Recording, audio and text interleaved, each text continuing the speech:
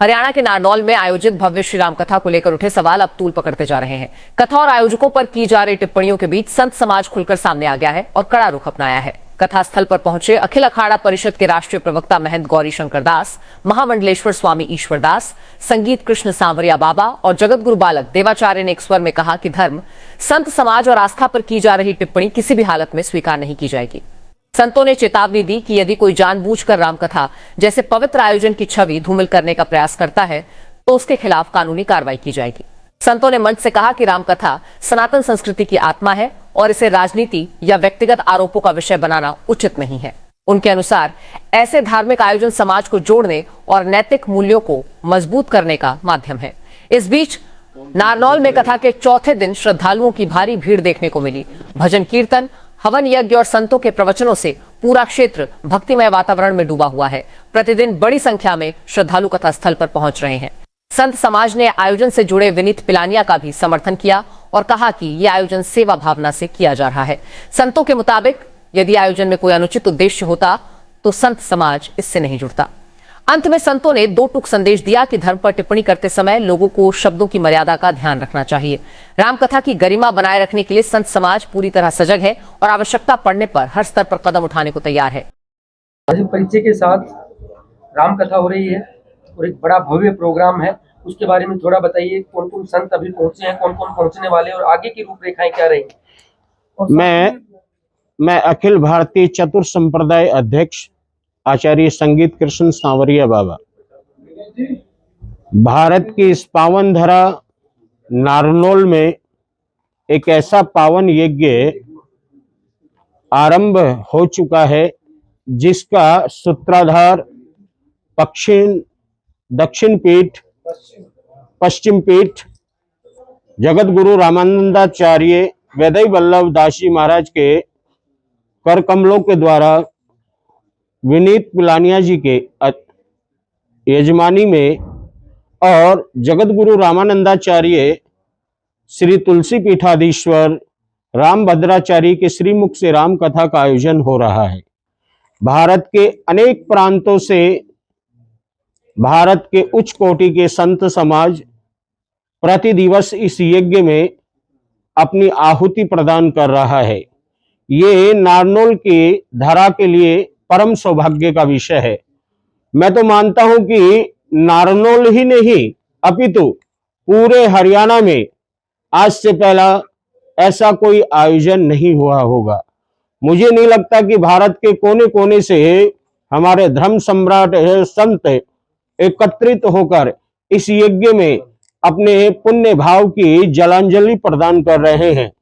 और विनीत पिलानिया जी के बारे में मैं कहना चाहूंगा कि ऐसा यजमान ये न तो भूतो न भविष्यत, और ये कार्यक्रम में कोई साधारण नहीं है। और विनीत पिलानिया जी के हृदय में भी ऐसा भाव उत्पन्न हुआ है तो निश्चितता ही उनके पूर्वजों की, उनके माता पिता का और उनके गुरु की कृपा उनके ऊपर हुई है, तब जाकर ऐसे भक्ति का अनुष्ठान नारनौल की पावन धरा पर वो करने में सक्षम हो पाए हैं। हमारे यहाँ वेद में कहा गया है, भाग्योदेन बहुजनम संव्रजितेन सतसंगमम च लभते पुरुषो यदा वे अज्ञान हेतु कृतमोह मदंधकारा नाशम विदाहि तदुदित विवेक। एक जन्म नहीं, जीव के जन्म जन्मांतर का जब भाग्य का उदय होता है और उस पर पूर्वजों की कृपा और गुरु की कृपा होती है, तब जाकर जीव ऐसे भक्ति के अनुष्ठान, ऐसे भक्ति के यज्ञ अपने जीवन में कर सकता है। ये साधारण बात नहीं है। आज पिलानिया जी एक तरह से हरिश्चंद्र यहाँ के साबित हुए हैं। तुम्हारे नारनौल के भक्तों को मैं बहुत बहुत साधुवाद और धन्यवाद देना चाहता हूं कि उनकी धरा में ऐसा कोई मां ने सपूत पैदा किया है जो कि भारत के पूरे संत साम्राज्य को नारनौल की पावन धरा पर उतार दिया और यहाँ पर राम में सभी भक्तों को कर दिया। राम का नाम यहाँ के कण कण में गुंजायमान हो गया है। ये साधारण बात नहीं है। दूसरी बात यह है कि ये आयोजन में कहां से कौन कौन संत आ रहे हैं, तो अखिल भारतीय चतुर संप्रदाय 13 अखाड़ा एवं अखिल भारतीय संत समिति के समस्त पदाधिकारी जो कि अनेकों प्रांतों से यहाँ पर आ रहे हैं। नित्य कोई ना कोई संत आ रहे, जगत गुरु आ रहे, शंकराचार्य, मंडलेश्वर आ रहे, महामंडलेश्वर आ रहे। ऐसा कोई संत भारत की धरा का जो कि वैष्णव साधु समाज में हो, चाहे खड़दर्शन समाज में हो, चाहे सन्यासियों में हो, कोई ऐसा संत बचा हुआ नहीं है जो कि इस धरा पर नहीं आ रहा।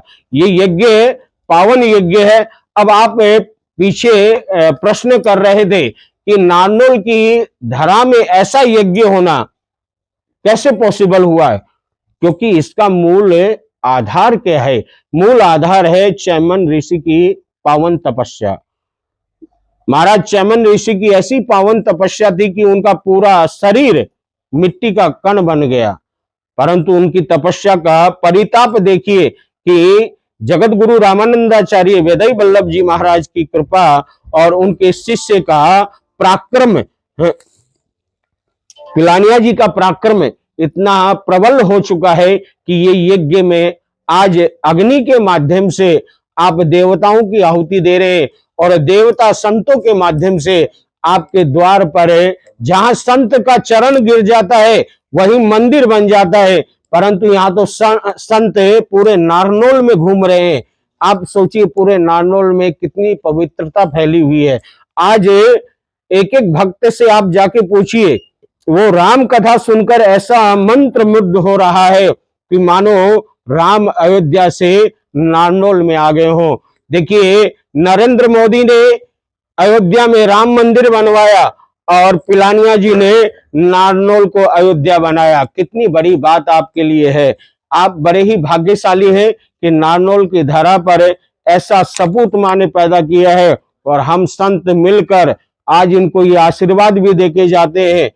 देखिए साधु के पास केवल आशीर्वाद है और साधु आशीर्वाद देके जाता है कि नारनौल का ये सपूत एक रोज हरियाणा का भी नेतृत्व करेगा। ये हमारे संतों का आशीर्वाद है।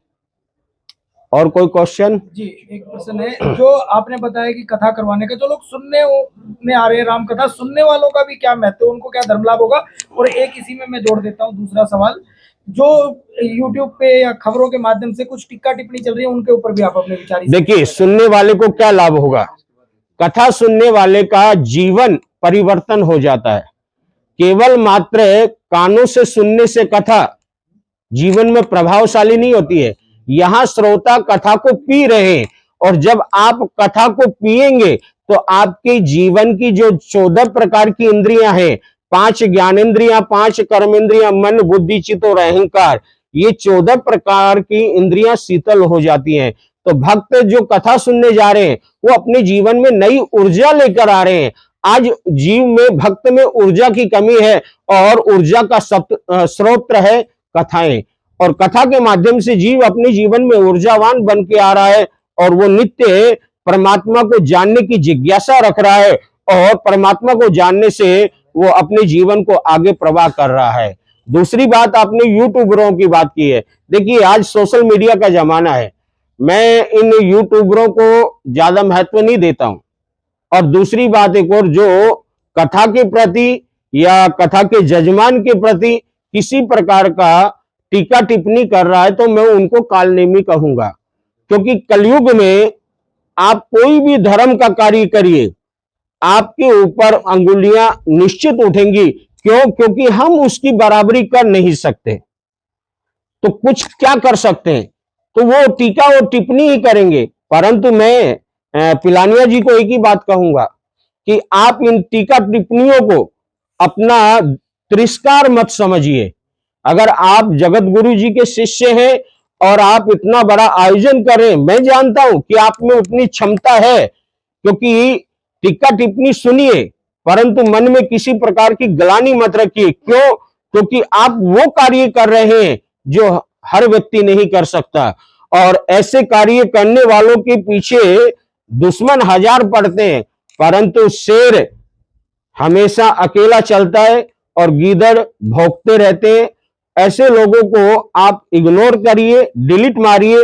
और सबसे बड़ी बात एक और, आज आपको एक बात बताता हूं कि ऐसे लोगों को डिलीट वैसे भी मत मारिए, क्यों? क्योंकि वो आपको इतना सक्षम बनाना चाहते हैं कि आने वाले जीवन में आप इन छोटे छोटे शिकायतों को अपने जीवन में ऊर्जा लेकर आप आगे बढ़े, तो आगे चलकर आपको बड़ी कठिनाई ना हो। इसलिए वो आपको यहां पर संकेत देना चाहते हैं कि आपकी 1000 प्रशंसा करेंगे परंतु 500 आपकी निंदा भी करेंगे। और निंदक नियत राखिए, ये हमारे शास्त्र का नियम है कि एक बार को आप प्रशंसक को आप अपने पास में रखिए ना रखिए, परंतु आपकी निंदा करने वाले को सदैव अपने पास में रखिए। क्यों? क्योंकि वो आपकी कमियों को दर्शाता है, और जो ज्यादा मीठा बोलता है समझ लो वो आपका सबसे बड़ा दुश्मन है। इसलिए जो बोल भी रहे ना वो भी आपके प्यारे हैं, और जो ना बोल रहे हैं वो भी आपके प्यारे हैं। आप सब कुछ भगवान श्री राम और अपने पूज्य गुरुदेव रामानंदाचार्य वेदई वल्लभ जी महाराज के चरणों में अपने वो सारे पुष्प को अर्पण कर दीजिए।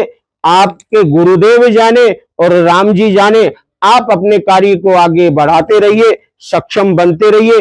पूरा साधु समाज का आशीर्वाद आपके ऊपर है। और टिक्का टिप्पणी वालों को एक ही बात लास्ट में कहना चाहूंगा, तुम्हारा जितना जोर लगे उतना जोर लगा के कर लीजिए, परंतु जिस दिन ठंडे पड़ोगे उस दिन कानूनी कार्रवाई करने के लिए भी हम और पिलानिया